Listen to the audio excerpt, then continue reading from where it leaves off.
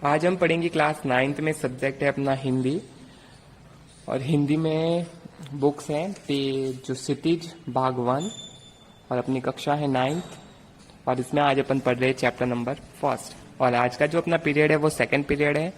तो हमने पिछले जो फर्स्ट पीरियड था उसमें पढ़ा था लेखक परिचय, जिसमें 2 बैलों की कथा के जो लेखक थे प्रेमचंद जी, उनका पूरा लेखक परिचय अपन ने पढ़ा था, और उसका मैंने आपको वर्क भी दिया था। तो आपने उससे अच्छे से लर्न भी कर लिया होगा और पढ़ भी लिया होगा। तो चलो, मैं आज 2 बैलों की कथा जो आपकी बुक्स में है चैप्टर 1, उसका पूरा समरी के रूप में आपको मैं समझाऊंगा। तो चलो स्टार्ट करते हैं। 2 बैलों की कथा मुंशी प्रेमचंद जी की प्रसिद्ध कहानी है। जो 2 बैलों की कथा है वो मुंशी प्रेमचंद जी की बहुत ही पॉपुलर स्टोरी है। इसके मुख्य पात्र थे 2 बैल है। इसके जो मेन कैरेक्टर 2 है वो है बैल, एक तो हीरा और एक मोती, दोनों के नाम है बैलों के। ओके, ये बैल सीधे साधे भारतीयों के प्रतीक है, मतलब जो इंडियन लोग होते हैं सीधे साधे, उनका प्रतीक है। ये शक्तिशाली और कमाऊ होते भी अत्याचार सहते हैं। प्रेमचंद ने इनके द्वारा परतंत्र भारतीयों की दुर्दशा का प्रतीकात्मक चित्रण किया है। बैल एक सीधा सरल जानवर है। बैल जो होता है वो भी एक तरह का सीधा और सरल जानवर होता है। जानवरों में गधा सबसे मूर्ख समझा जाता है। इसका सबसे मुख्य कारण क्या है? उसका सीधापन और सहनशीलता। वह सुख दुख, लाभ हानि सभी में एक जैसा रहता है। इसी सीधेपन और सहनशीलता के कारण भारतीयों को भी अफ्रीका और अमेरिका में अपमान सहना पड़ता था। गधे से थोड़ा ही कम सीधा एक और प्राणी है जिसे जो है अपना बैल। यह कभी कभी अड़ भी जाता है, इसलिए इसका स्थान सीधेपन में गधे से कुछ नीचा है। ओके, तो सबसे जो सीधा जानवर होता है या सबसे मूर्ख जानवर वो होता है गधा, और उससे नीचे श्रेणी में आता है वो आता है बैल। तो सहनशीलता, इसी तरह हमारे जो इंडियन लोग भी है वो भी सहनशील है, कमाऊ भी है, शक्तिशाली है, लेकिन फिर भी अत्याचार सहते हैं। तो इसी कारण से भारतीयों को अफ्रीका और अमेरिका में अपमान सहना पड़ता था। हीरा और मोती सच्चे दोस्त, ये भी एक इम्पोर्टेंट पॉइंट है। हीरा और सच्चे दोनों अच्छे दोस्त थे। हीरा मोती 2 बैल थे ना, तो जूरी के पास 2 बैल थे। किसके पास 2 बैल थे? वो जूरी के पास। हीरा और मोती दोनों पचाई जाति की सुंदर, सुडोल और होशियार बैल थे। होशियार यानी इंटेलिजेंट थे। लंबे समय से साथ साथ रहते हुए उनमें गहरा स्नेह हो गया। स्नेह यानी एक दूसरे के प्रति प्रेम। वे साथ साथ खाते और खेला करते थे। वे एक दूसरे को चाट सूंघ कर अपना प्रेम प्रकट करते थे। आंखों से ही एक दूसरे के सुख दुख समझ लेते थे। इस तरह से इन दोनों हीरा और मोती में सच्ची दोस्ती थी। इस पॉइंट को अपन ने समझ लिया। नेक्स्ट है हीरा मोती जूरी की ससुराल में।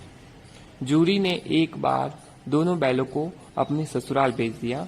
बैलों ने समझा कि मालिक ने उन्हें बेच लिया, इसलिए वे अड़ गए यानी नहीं मानेंगे, हम नहीं जाएंगे, इस तरह से अड़ गए।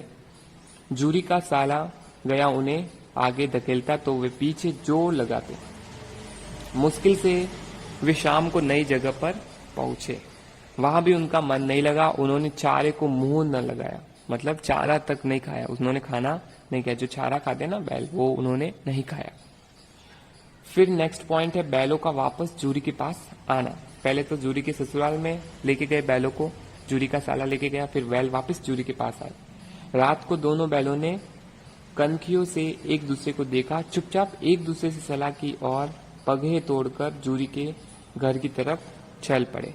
पगहे यानी होता है जो खूंटे से बांधते हैं ना बैलों को वगैरह, वो होता है पगहे। उनको तोड़कर जूरी के घर की तरफ चल पड़े। जूरी ने प्रात अपने बैलों को चरनी पर खड़ा देखा तो वो प्रसन्न हो गया।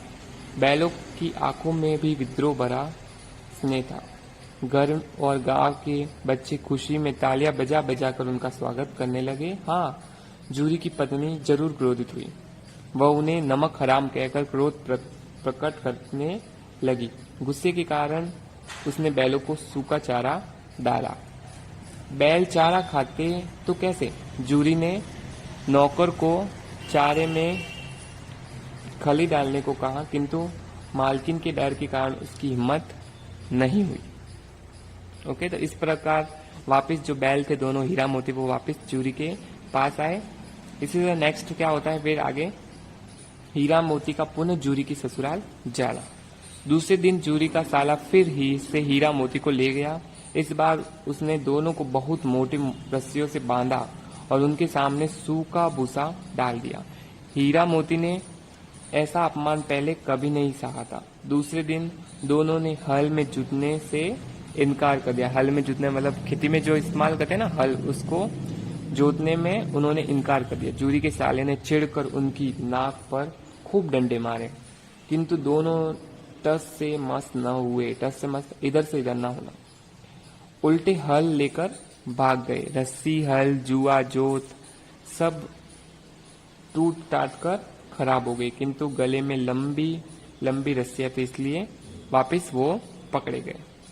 फिर है बैलों का पुनः भागना।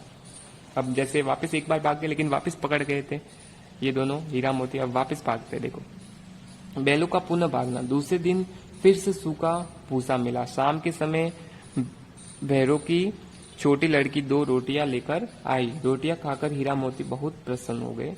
उन्हें पता चला कि एक छोटी लड़की की माँ मर चुकी है और सौतेली माँ उसे बहुत सताती है। मतलब जो भैरों की छोटी लड़की थी ना, वो उसकी माँ मर चुकी थी और उनकी सौतेली माँ थी, मतलब उसकी माँ मर चुकी थी सगी वाली, उसकी सौतेली माँ उसे बहुत सताती थी। मोती का मन चाहा कि भैरों को या उसकी नई पत्नी को उठाकर फेंक दे, किंतु लड़की का प्रेम याद करके वह चुप रह गया। अगली रात दोनों ने रस्सी तोड़कर भागने की योजना बनाई, वापस भागने की। वे रस्सी को पतला करने के लिए चबाने लगे। तभी छोटी लड़की ने आकर दोनों की रस्सियां खोल दी, किंतु बैल लड़की के प्रेम के कारण न भागे। सहसा लड़की ने शोर मचाया, फूका वाले बैल भागे जा रहे हैं, दादा भागो। जैसे लड़की ने चिल्लाया कि दादा भागो, बैल जा रहे हैं, भाग के गया। हड़बड़ाकर भीतर से निकला और बैलों को पकड़ने चला। तब हीरा मोती भागने लगे। गया ने उनका पीछा किया। गांव के दूसरे लोग भी पीछे हो लिए। दोनों रास्ता भूल गए। नए नए गांव पर पार करते हुए वे एक खेत के समीप पहुंचे जहां मटर का खेत था। दोनों ने खूब मटर खाए, ओके, और मस्त होकर उछलने कूदने लगे। सांड से लड़ाई। अब देखो सांड से लड़ाई मतलब दोनों हीरा मोती सांड से लड़ेंगे। अचानक हीरा मोती के सामने एक बहुत बड़ा सांड आ गया। दोनों डर गए, लेकिन दोनों ने मिलकर सांड का मुकाबला किया और उसे बेदम करके गिरा दिया। हीरा मोती पुनः पकड़े गए। सांड को उन्होंने हरा दिया। हीरा मोती पुनः पकड़े गए। जीत की खुशी में दोनों बात करने लगे। सामने मटर का खेत था। मोती उसमें घुस गया। अभी उसने मटर खाना शुरू ही किया था कि 2 आदमियां लाठी लेकर आ पहुंचे। हीरा तो भाग गया, किंतु मोती कीचड़ में फंस गया और पकड़ा गया। ओके, हीरा ने मोती को फंसा देखा तो वापस लौट आया। रखवालों ने दोनों को पकड़ लिया और काजी हाउस में बंद करा दिया। अब देखो हीरा मोती जब पकड़े गए एक मटर के खेत में तो उनको कांजी हाउस में डाल दिया। अब कांजी हाउस में देखो इनकी हालत क्या होती है। हीरा मोती कांजी हाउस में। कांजी हाउस में उन्हें खाना के लिए कुछ न मिला। वहां पहले से कई भैंस, बकरियां, घोड़े तथा गधे थे। सभी भूखे प्यासे मुर्दों की तरह पड़े थे। भूख के कारण हीरा मोती ने दीवार की मिट्टी चाटनी शुरू की। दोनों को भूख लगी तो उन्होंने दोनों ने मिट्टी चाटना शुरू किया दीवार वाली। रात के समय हीरा ने कांजी हाउस की कच्ची दीवार पर अपने नुकीले सींगों से वार किया। वार यानी जैसे गिराना चाहा उसका दीवार का। हर बार में कुछ मिट्टी गिर जाती। इतने में चौकीदार लालटेन होता है ना, जो जैसे उजाला होता है, लेकर वहां पहुंचा। उसने हीरा को कई डंडे मारे और उसे मोटी रस्सी से और बांध दिया। इसी तरह नेक्स्ट अब मोती को भी जोश आ गया। मोती को क्या हो गया? जोश आ गया। उसने बड़े जोश से दीवार से सींग मारा। 2 घंटे जोर आजमाइश करने के बाद उसने लगभग आधी दीवार क्या कर दी? गिरा दी। किसने? मोती ने 2 घंटे में आधी जो दीवार थी वो पूरी गिरा दी थी। अब सभी जानवरों की जान में जान आई। सबसे पहले घोड़ियां भाग निकली, फिर बकरियां और भैंसें भागी। गधे वही खड़े रहे। मोती ने उन्हें सींग मार मार कर भगाया, किंतु हीरा रस्सी से बंधा था, कैसे भागता। हीरा ने मोती से कहा कि वह भाग जाए। पकड़े जाने पर उसकी खूब पिटाई होगी, किंतु मोती बोला, मैं विपत्ति में तुम्हें छोड़कर कैसे जा सकता हूँ। वह भी वही सो गया। सुबह होते ही कांजी और उसके कर्मचारी में भूकंप मच गया। उन्होंने मोती की खूब पिटाई की और उसे रस्सियों से बांध दिया। ओके, तो इस तरह से वापस उनको और पिटाई हुई दोनों की और उनको बांध दिया। फिर देखो, हीरा मोती कसाई के हाथ में। हीरा मोती 1 सप्ताह वही बंधे रहे, 1 हफ्ते तक, मतलब 7 दिन तक वही बंधे रहे। उन्हें खाने के लिए कुछ नहीं मिला, बस दिन में 1 बार पानी मिलता था। दोनों की हड्डियां निकल आई, मतलब दोनों पतले हो गए और दोनों की हड्डियां दिखने लगी। एक दिन उनकी नीलामी होने लगी, कोई भी खरीदार उन्हें नहीं खरीदता। अंत में एक कसाई ने उन्हें खरीद लिया। कसाई जिस तरह उनके कुल्ले में उंगली गोद कर देख रहा था, उसे वह दोनों कांप गए, डर गए दोनों। नीलाम होकर दोनों दड़ियल कसाई के साथ चले। वे अपने भाग्य को दोष देने लगे। कसाई उन्हें दौड़ाए जाता था। अब देखो, हीरा मोती वापस चूरी के घर आए। अचानक हीरा मोती को लगा कि ये रास्ते उनके जाने पहचाने हैं। अब उनके कमजोर शरीर में जान आने लगी है। जल्दी ही जूरी का घर समीप आ गया। वे तेजी से दौड़ने लगे और थान पर जाकर खड़े हो गए। जूरी ने उन्हें देखा तो दौड़ा और उन्हें गले लगाने लगा। बैल भी जूरी का हाथ चाटने लगे। दड़ियल कसाई ने बैलों की रस्सियां पकड़ ली। जूरी ने कहा, ये बैल मेरे हैं। कसाई बोला, मैं इन्हें नीलामी से लाया हूँ। वह बोए बैलों की जबरदस्ती ले जाने लगा। मोती ने उस पर सींग चलाया। कसाई दौड़ा, मोती ने उसे और दौड़ाया तथा गांव से दूर भगा दिया। जूरी ने प्रसन्न होकर नांदों में खली, भूसा, चौकर और दान भर दिया। दोनों मित्र खाने लगे। गांव में उत्साह छा गया। मालकिन ने खुश होकर दोनों के माथे चूम लिए। इस तरह से ये चैप्टर पूरा कंप्लीट जो समरी के रूप में हमने पढ़ लिया। तो आज का जो आपका वर्क रहेगा इस पीरियड का, वो रहेगा कठिन शब्द, जिसमें बुद्धिहीन जिसका होता है मूर्ख, निश्चय का पक्की बात, अनायास का अचानक, विषाद का दुख। ये जो टिक किए हुए वो आपको अपनी नोटबुक में करना है। कुसमय यानी बुरा समय, इसी तरह पचाई यानी पालतू पशुओं, इसी तरह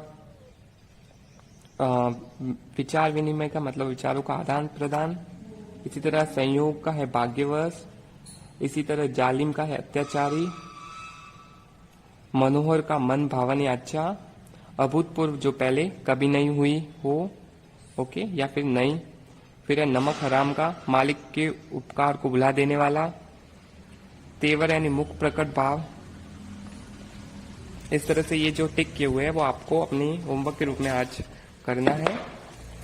और कल हम नेक्स्ट पीरियड में इसका क्वेश्चन आंसर को देखेंगे। इस चैप्टर के जो 2 बैलों की कथा है उसमें बुक से रिलेटेड जो क्वेश्चन है, जो कि मैंने खतरा, इसे खलबली मचाना यानी अफरा तफरी मचाना, विपत्ति यानी संकट, अंतर्जान यानी भीतर या समझ, अश्रद्धेय यानी असम्मान से, बंदी यानी कसाई, नीलाम यानी बोली बोलकर बेचना, उन्मत्त यानी पागल। इस तरह से ये जो टिक के हुए वो सारे आपको होमवर्क के रूप में करना है। ये आज का आपका होमवर्क रहेगा क्लास 9 का, कठिन शब्दार्थ। ओके, इसी तरह से इस पीरियड में एक ये होमवर्क और भी रहेगा कि आपको जो ये बुक्स में अपने क्षितिज भाग फर्स्ट में पहला चैप्टर जो 2 बैलों की कथा दी हुई है, उसमें आपको पूरा इस चैप्टर को रीडिंग करना है अच्छे से। ये भी आपका होमवर्क है और इसको अच्छे से समझना है। जैसे कि मैंने इसको समरी के रूप में तो आपको बता दिया है, लेकिन अब आप इसको जब पढ़ोगे तो आपको और भी अच्छे से लर्न हो जाएगा। तो ये भी आपका जो सेकंड पीरियड का है